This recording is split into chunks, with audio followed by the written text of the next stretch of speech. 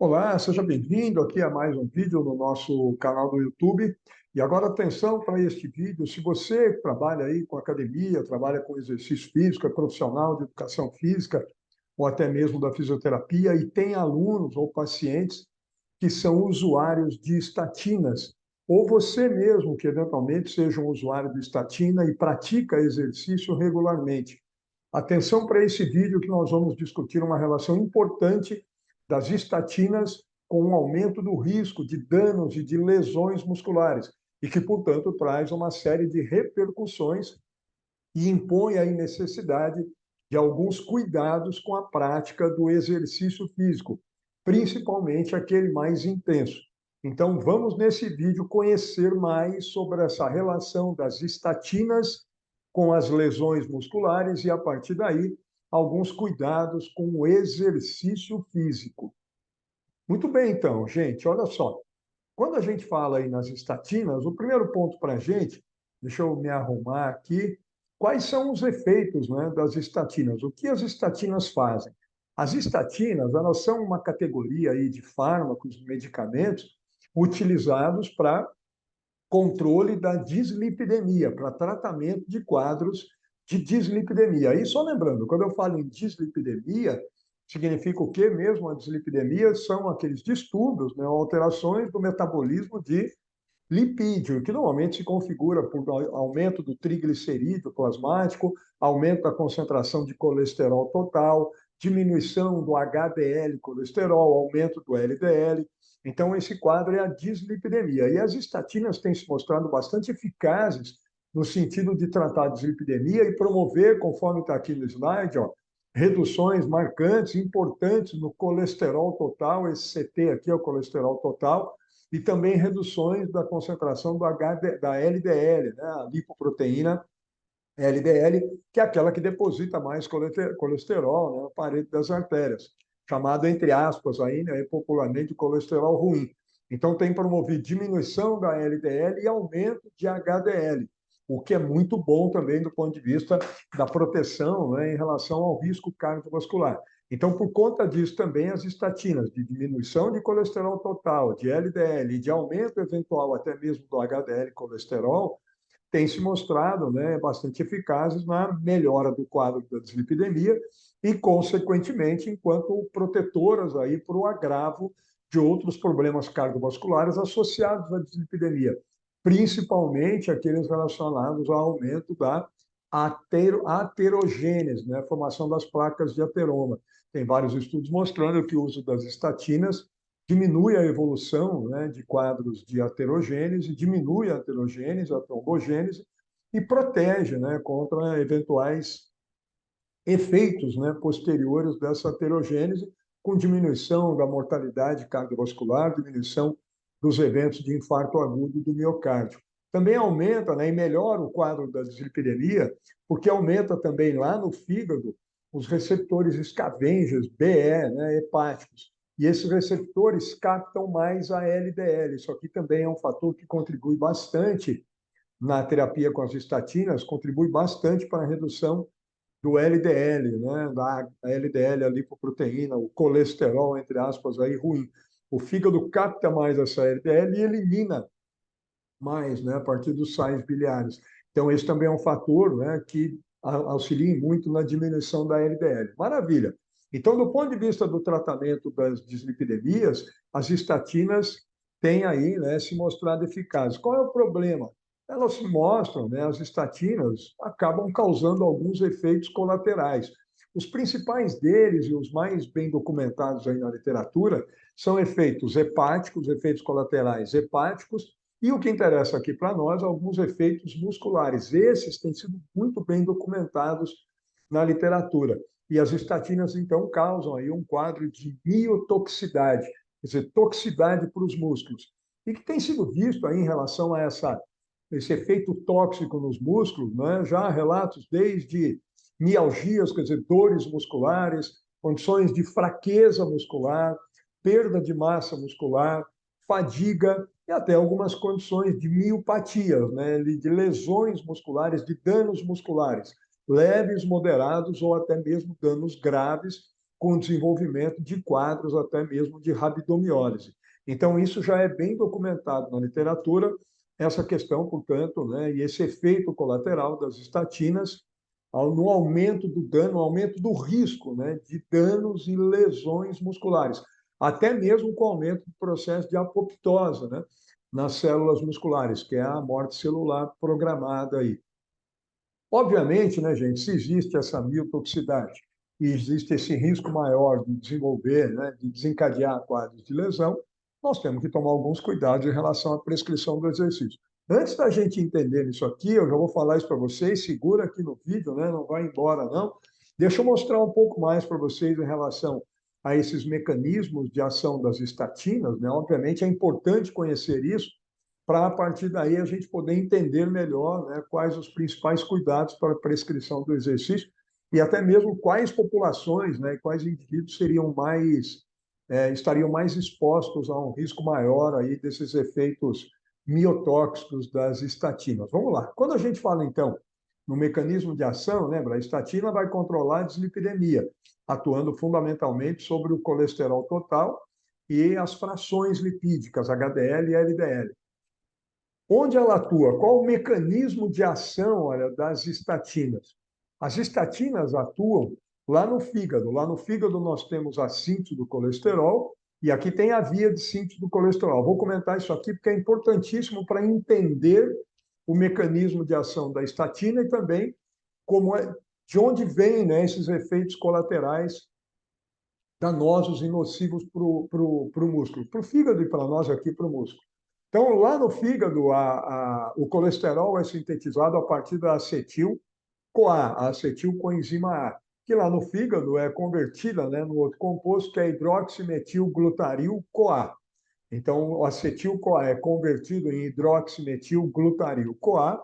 A partir daí, esse hidroximetilglutaril-CoA é convertido no mevalonato, e aí começa aquela via do mevalonato, né, para a síntese do colesterol, e a partir do mevalonato, esse mevalonato ele é convertido em compostos que são compostos isoprenos, ou os isoprenóis. Esses compostos são os que estão aqui, ó. É o geranil, né, pirofosfato, e o farnesil pirofosfato, esse PP aqui.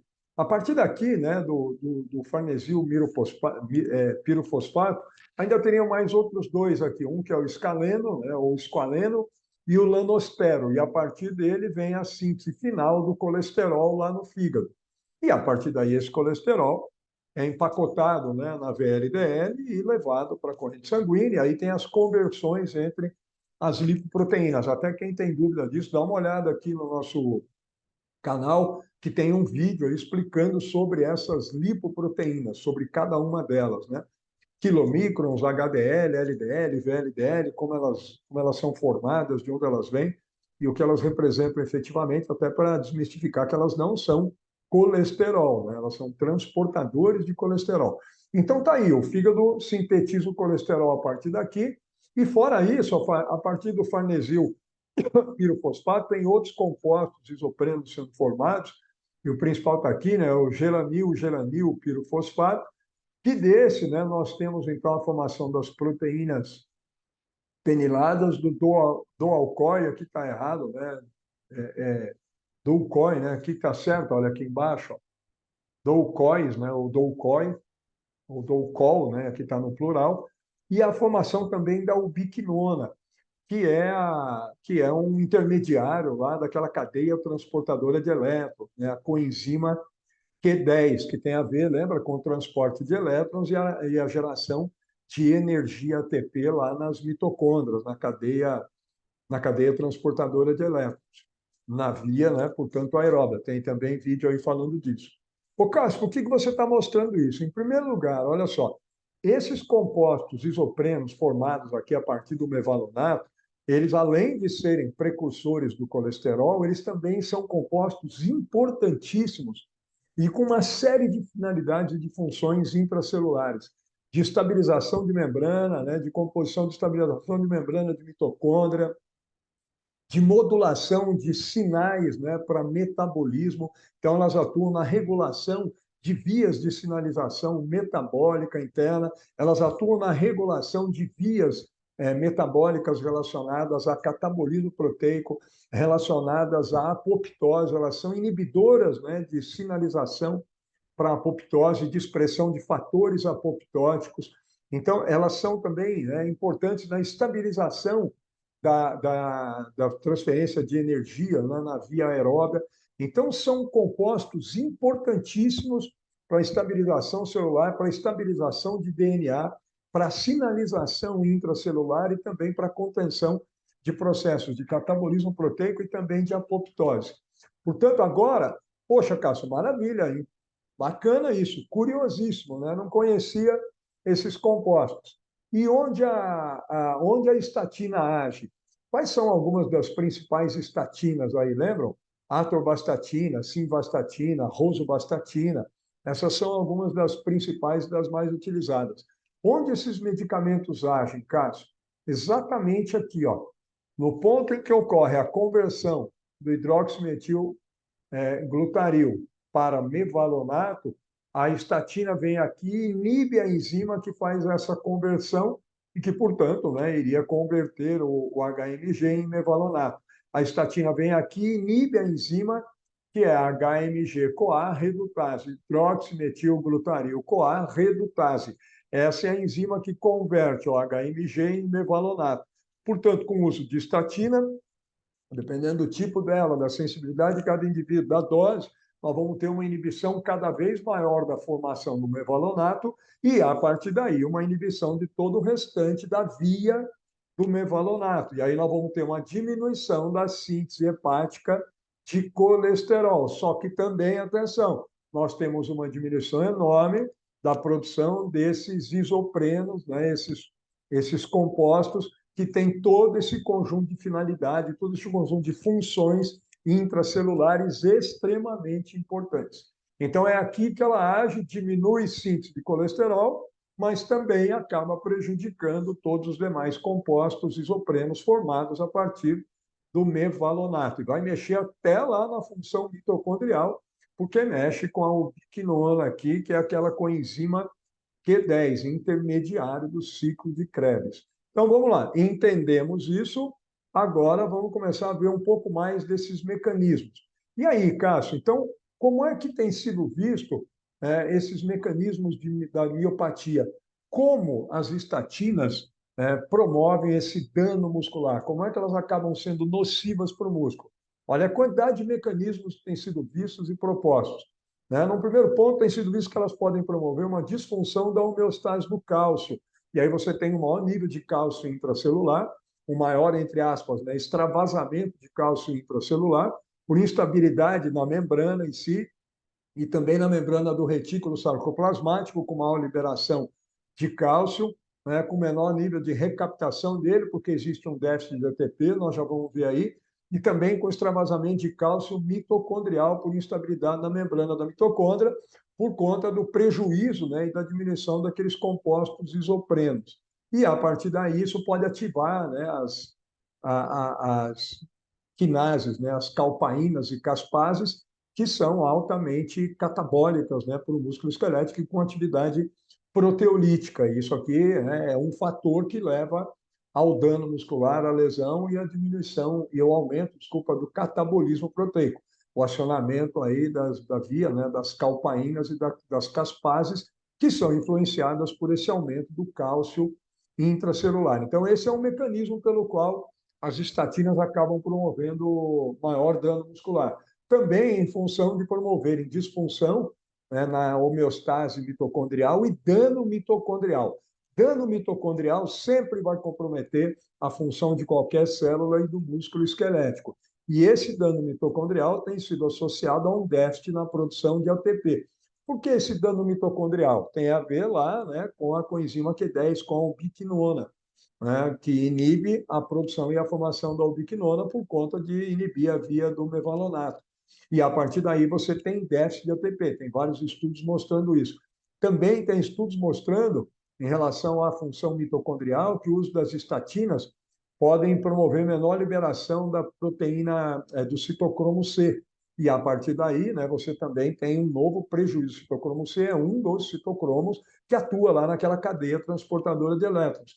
Aí você tem comprometimento da formação da coenzima Q10 e maior liberação, né, desse citocromo C, você passa a ter menor efeito, ou menor qualidade, aí, vou colocar assim, da mitocôndria na síntese de ATP, e passa a ter um déficit de ATP, e essa disfunção mitocondrial também compromete todos os demais processos celulares e tem a ver com o aumento da apoptose celular, aí a morte, né, de fibras musculares, por conta desse dano mitocondrial. Isso sempre vai acontecer. Em qualquer circunstância de dano mitocondrial, nós vamos ter um aumento da apoptose e o dano muscular aqui se estabelecendo. Também tem estudos que mostram, né, que o efeito das estatinas, o uso da estatina, pode aumentar a expressão da atrogina. E a atrogina é um composto importante que está envolvido com o aumento da ativação daquela via catabólica, que é a via da ubiquinina proteossoma.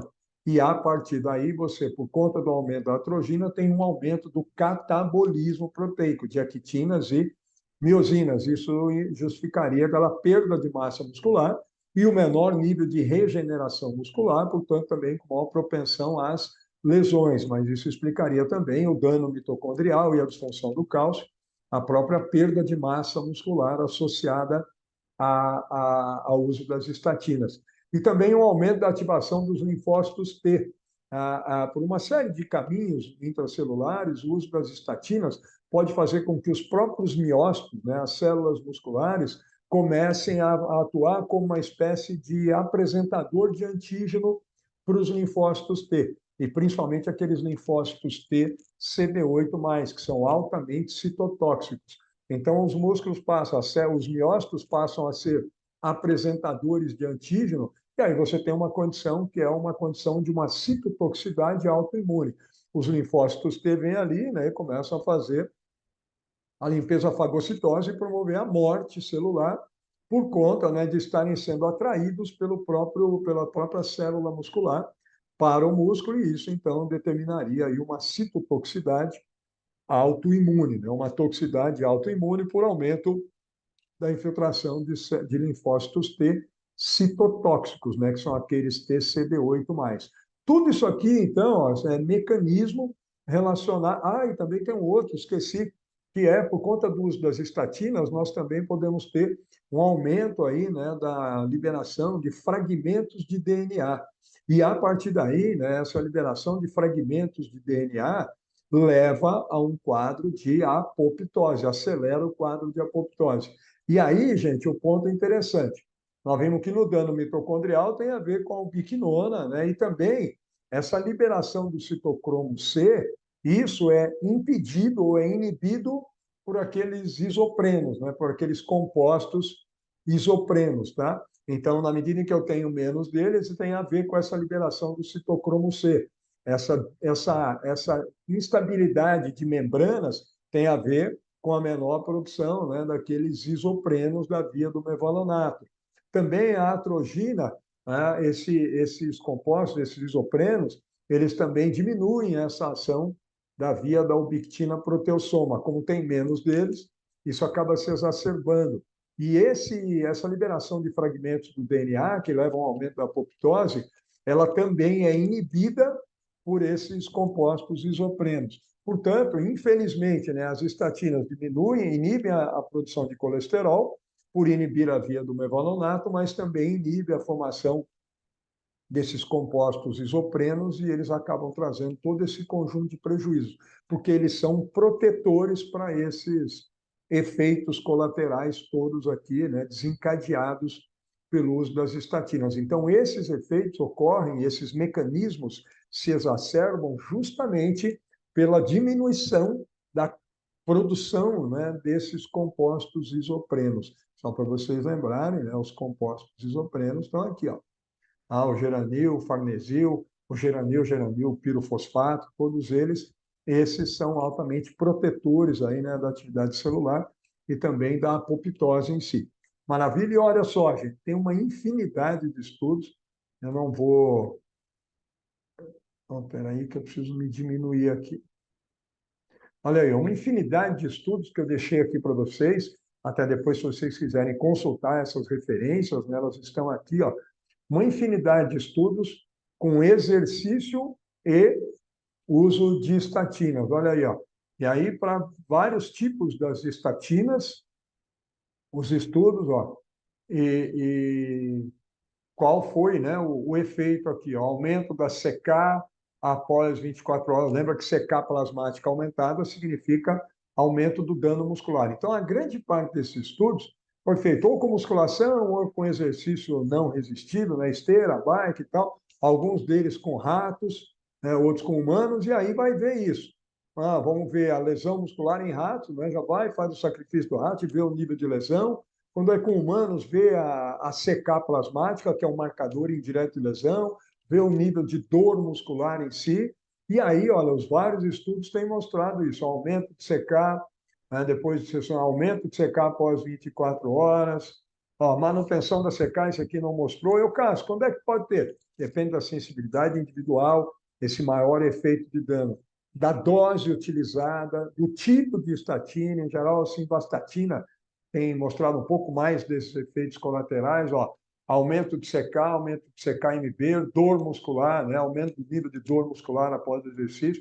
Só que, gente, é tudo comparando com indivíduos controle, né, que não usaram a estatina. Aqui, ó, função muscular semelhante, diferente expressão de genes da via da ubiquitina proteossoma, esse UPS aqui é a via da ubiquitina proteossoma, que está relacionado a quê? Aumento de catabolismo proteico e também apoptose, ó. Então, nesse estudo, viram um aumento, né, da expressão de genes da via da ubiquitina proteossoma e também, né, de catabolismo proteico e apoptose. Então, mostra o efeito colateral nocivo. Aí vários outros, ó, maior frequência de alterações morfológicas após o uso de estatina, com ou sem exercício, exacerbação da degeneração nuclear, envolvendo degeneração mitocondrial, desculpa, envolvimento, né, mitocondrial nessa degeneração nuclear, aumento da força da função mitocondrial em ambos os grupos, aqui não teve, aumento, diminuição na atividade da citrato sintase muscular, diminuição da atividade da citrato sintase significa menor atividade da via aeróbia, vai gerar déficit de ATP. Aumento da CK plasmática com uma única sessão, aumento da produção de espécies reativas de oxigênio e diminuição da respiração celular. Que é isso, Cássio? Diminuição da respiração celular é o quê? Diminuição da produção de ATP lá na mitocôndria por conta desses prejuízos que nós vimos. Olha, aí vai, né? Aumento do tempo de recuperação metabólica e da CK, diminuição da expressão de genes da fosforilação oxidativa, quer dizer, isso é prejuízo para a via aeróbia, e assim vai, olha aí. Ó. Então, são os vários estudos, depois vocês dão uma consultada, mas vejam que a maioria deles, né, quase que totalidade, mostra, então, alguns prejuízos para a função músculo-esquelética. E aí, gente, para fechar, qual seria a ideia, então? Olha só, alguns trabalhos têm mostrado isso, e aí vale a pena a gente deixar essa orientação para vocês. Em primeiro lugar, então, conheça, né, saiba quais alunos seus amanhã na academia são ou não usuários de estatina. Né? Muita gente tem usado por conta da dislipidemia e as estatinas têm sido bastante, né, recomendadas, bastante receitadas. Em primeiro lugar, saiba quem são. Segundo lugar, né, antes da gente olhar para esse esquema aqui e fechar o bate-papo. Segundo lugar, monitore. Para aqueles que são usuários de estatina, veja quais deles têm mais dor muscular, né? Acabam tendo mais esse sintoma de dor muscular. Vejam quais deles reclamam um pouco mais de fadiga. Vejam quais reclamam mais de fraqueza, de cansaço, de uma sensação de fraqueza muscular. Vejam quais eventualmente reclamam mais até de perda de massa muscular. Ou aqueles que você está vendo uma dificuldade maior para ganho de massa muscular, mesmo com os treinamentos. Muito cuidado com esse indivíduo. Então, você agora sabe desses efeitos colaterais da estatina. Investigue isso em cada um dos seus alunos usuários de estatina. Investigue para valer. Não negligencie essas informações e não negligencie essas reclamações desses alunos usuários de estatina. Isso tem muito a ver com a medicação.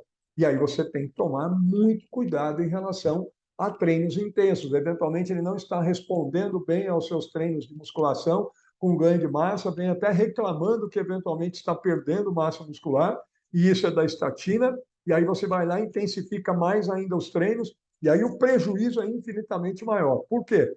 Olha o que tem nesse esquema aqui, ó. As estatinas nós já vimos, né?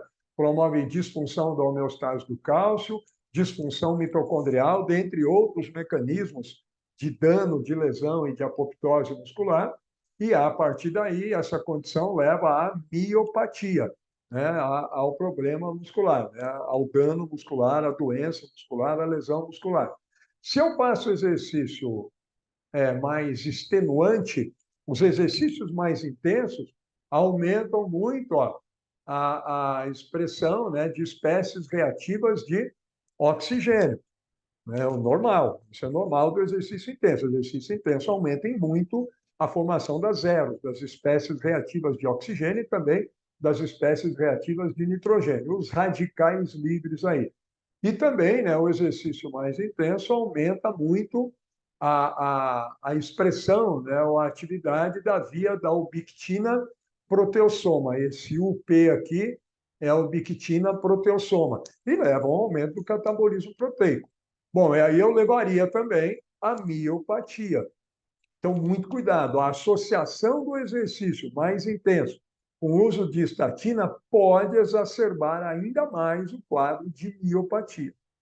Então, por isso que você tem que ficar muito de olho nos alunos usuários e principalmente aqueles que eventualmente, né, demonstram alguns sintomas. Mas atenção, não são só, nem todos são sintomáticos desses problemas. Então, ó, de olho nas respostas dos seus alunos usuários de estatinas. Por outro lado, olha o que tem sido visto na literatura, que o exercício de intensidade moderada e a própria musculação pode ser também de uma intensidade menos de uma intensidade menor, menos extenuante. É possível fazer musculação sem repetições máximas e ter efeito. Nós temos N resultados e tem vídeo aqui no nosso canal falando e mostrando isso.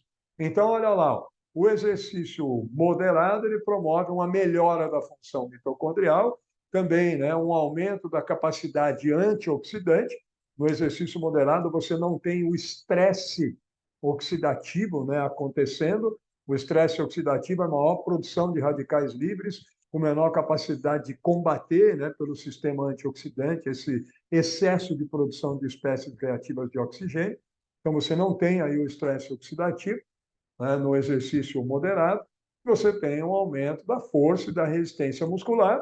E aí, esses efeitos do treinamento de intensidade mais moderada ou menos extenuante, isso inibiria um pouco mais o quadro de miopatia e auxiliaria, né, nesses efeitos colaterais determinados aí pelas estatinas. Então, o exercício mais moderado seria o caminho para atenuar esse impacto negativo deletério, né, das estatinas sobre o músculo esquelético. E vale a pena, obviamente, periodicamente, fazer alguns exames, principalmente exame de secar.